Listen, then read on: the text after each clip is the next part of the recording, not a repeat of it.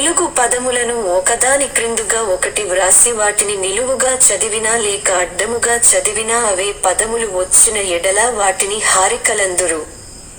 ఉదాహరణమునకు పక్షి, క్షితి అను రెండు పదములను ఒకదాని క్రిందుగా ఒకటి వ్రాసి వాటిని అడ్డముగానే కాదు నిలువుగా చదివినా పక్షి, క్షితి అనే వచ్చినట్లు.